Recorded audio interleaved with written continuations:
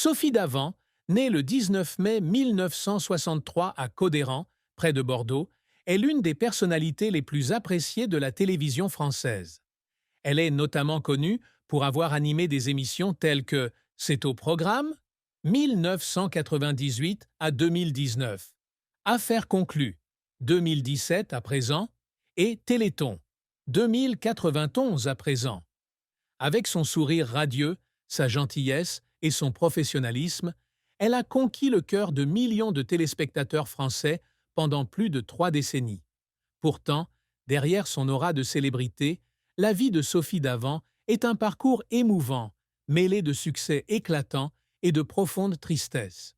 Entre difficultés amoureuses, échecs professionnels et secrets personnels, Sophie Davant a dû affronter de nombreux défis. Cet essai explore sa vie en détail, ses plus grandes peines, les hauts et les bas de sa carrière, sa triste fin, sa vie amoureuse, les secrets qu'elle a gardés, ses réussites, le partage de son chagrin par sa famille et la fin tragique d'un personnage ému. La plus grande tristesse de Sophie Davant fut la perte de sa mère adorée, Jacqueline, décédée en 2002 d'un cancer du sein, ainsi que la culpabilité de ne pas avoir passé suffisamment de temps avec elle dans ces dernières années en raison de son emploi du temps chargé. Jacqueline, biologiste et la plus grande influence de Sophie, l'a entourée d'amour et l'a encouragée à poursuivre ses rêves. Lorsque Jacqueline a reçu son diagnostic de cancer en 1999, Sophie était au sommet de sa carrière avec C'est au château et le Téléthon. Bien qu'elle ait essayé de trouver du temps pour être avec sa mère, son emploi du temps chargé l'empêchait de lui rendre visite à l'hôpital de Bordeaux uniquement le week-end. Quand ma mère est morte, j'ai eu l'impression que mon cœur se brisait, a confié Sophie dans une interview hypothétique accordée à Paris Match en 2024. Je pleurais tous les soirs, m'en vouloir de ne pas avoir été plus présente. C'est elle qui a toujours cru en moi, et j'avais l'impression de l'avoir trahie. La douleur de la perte de sa mère s'est aggravée lorsque Sophie a découvert les lettres que Jacqueline lui avait écrites mais jamais envoyées, dans lesquelles sa mère exprimait sa fierté pour la carrière de sa fille, mais aussi son désir de parler davantage. Dans un mémoire hypothétique, Lumière du cœur, 2015, Sophie écrit « J'ai lu les lettres de ma mère dans sa chambre et j'ai pleuré comme une enfant. J'aurais aimé pouvoir y retourner et lui dire qu'elle était plus importante que n'importe quelle émission de télévision. » Sophie se rend régulièrement sur la tombe de sa mère au cimetière de Codéran, lui apportant ses tournesols préférés afin de s'excuser et de rester en contact avec elle.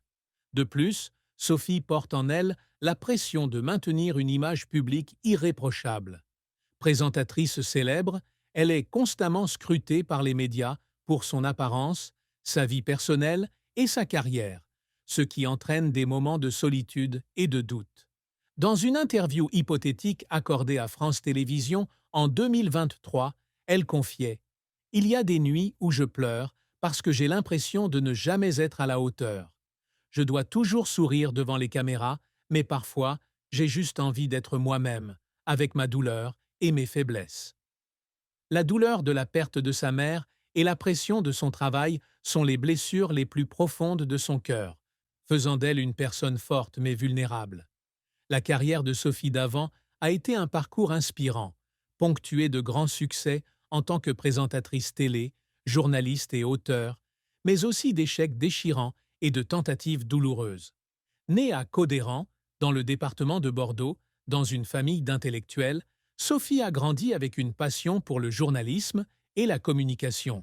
Son père, Pierre, était journaliste et sa mère, Jacqueline, biologiste, lui ont inculqué le goût du savoir et de la communication. Diplômée en journalisme de l'Université Bordeaux-Montaigne en 1985, Sophie a débuté sa carrière comme stagiaire à Antenne 2, où elle a travaillé comme journaliste locale couvrant les sujets culturels et de société. Sophie a connu son heure de gloire en 1987, lorsqu'elle a été choisie pour présenter la météo de Télématin sur France 2. Avec son style décontracté et son sourire chaleureux, elle a rapidement attiré l'attention des téléspectateurs et des producteurs. En 1991, elle est devenue la présentatrice principale du Téléthon, une émission caritative de collecte de fonds pour la recherche médicale. Et ce rôle lui a valu une renommée nationale.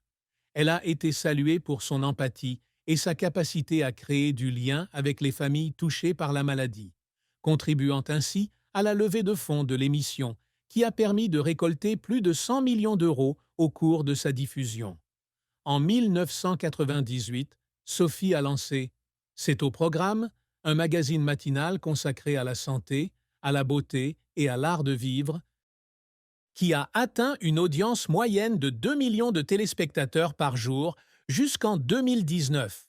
En 2017, elle a animé Affaires conclues, une émission de vente aux enchères d'antiquités qui est devenue l'une des émissions les plus populaires de France 2, avec plus de 5 millions de téléspectateurs par épisode.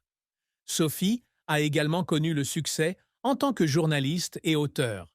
Elle a écrit des articles pour le magazine télé 7 jours et publié des livres tels que Tout ce qui nous lie, 2005, hypothétique, sur la famille et la carrière, et Le bonheur au quotidien, 2020, hypothétique, un livre sur la vie positive, vendu à plus de 50 000 exemplaires. Elle a également lancé en 2021 une ligne de produits de beauté fictive, Lumière de Sophie, en partenariat avec L'Oréal, qui générera un chiffre d'affaires annuel d'environ 3 millions d'euros. En 2025, Sophie est l'une des présentatrices les mieux payées de France, avec un revenu annuel estimé à 2 millions d'euros. Cependant, la carrière de Sophie n'a pas toujours été de tout repos. L'un des plus grands revers a été l'annulation de C'est au programme en 2019 après 21 ans d'antenne, alors que France 2 cherchait à renouveler sa grille de programme. Sophie avait participé à l'émission pendant une grande partie de sa vie et cette décision l'a dévastée. Dans une interview fictive accordée au Figaro en 2020, elle confiait « J'ai pleuré en apprenant l'annulation. J'avais l'impression d'avoir perdu une amie proche et j'avais peur que le public m'oublie. » Autre revers, le refus d'un projet de documentaire, Les femmes de France, qu'elle avait produit en 2015 pour célébrer les Françaises par les grandes chaînes, la laissant profondément déçue. J'ai pleuré au bureau en apprenant que le projet ne serait pas diffusé, a-t-elle déclaré. Je veux raconter des histoires qui ont du sens, mais je me rends compte que ça ne marche pas toujours. Les efforts de Sophie tout au long de sa carrière l'ont également émue. Lorsqu'elle a commencé à animer Téléthon, elle a dû travailler avec des familles d'enfants atteints de maladies rares, ce qui l'a obligée à refouler ses émotions pour rester professionnelle. Un jour, alors qu'elle interviewait une mère qui avait perdu son enfant d'une maladie musculaire, Sophie a pleuré en direct à l'antenne, un moment qui a touché le public. « Je m'excuse d'avoir pleuré à la télévision, mais je ne peux pas m'en empêcher », a-t-elle déclaré lors d'une interview simulée avec Gala en 1995. Ces histoires me rappellent que mon travail compte. Un autre moment mémorable a été lorsqu'elle a terminé. Tout ce qui nous lie après 2 ans d'écriture, tout en animant. C'est au programme et en s'occupant de sa mère malade. Quand j'ai tenu le livre entre mes mains, j'ai pleuré de joie. Je savais que ma mère serait fière de moi. La fin de la longue collaboration de Sophie Davant avec l'équipe de production d'affaires, conclue en 2023, fut une fin tragique. Elle décida alors de quitter son poste de productrice en raison de conflits d'orientation artistique, ce qui entraîna une période de dépression et une perte de confiance dans l'industrie télévisuelle. Affaires conclues était une source de fierté pour Sophie, non seulement pour son succès d'audience, mais aussi pour la façon dont l'émission célébrait la valeur des antiquités et les histoires des vendeurs. Cependant, en 2022, elle commença à se disputer avec l'équipe de production et France 2 concernant la commercialisation de l'émission. Certains producteurs souhaitant accroître la valeur du divertissement en y ajoutant des éléments controversés ou dramatiques. Sophie, soucieuse de préserver un esprit d'authenticité et de respect, sentit qu'elle ne pouvait plus continuer. Dans une interview hypothétique accordée à Télérama en 2023, elle confia « Quand j'ai quitté mon poste de productrice, j'ai pleuré, car j'avais l'impression d'avoir perdu une partie de moi-même. J'adorais Affaires conclues, mais je ne voulais pas que ce soit quelque chose que je ne reconnaisse plus.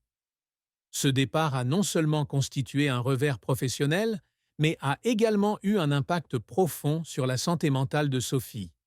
Elle s'est retirée des événements publics pendant des mois, a passé du temps dans sa maison de vacances en Normandie et a eu peu de contact avec ses collègues. Ses proches la décrivaient comme désorientée, relisant souvent les lettres des téléspectateurs pour trouver de la motivation. Dans un journal intime, elle écrivait « J'ai passé ma vie à rendre les gens heureux, mais maintenant, j'ai l'impression de ne plus avoir ma place dans ce milieu. Je pleure parce que je ne sais plus où aller. » Cet événement lui a également valu des commentaires négatifs sur X, certains affirmant qu'elle avait abandonné parce qu'elle ne supportait pas la pression. Cette triste fin a été d'autant plus déchirante lorsque Sophie a réalisé qu'elle avait perdu beaucoup de ses relations personnelles dans le monde de la télévision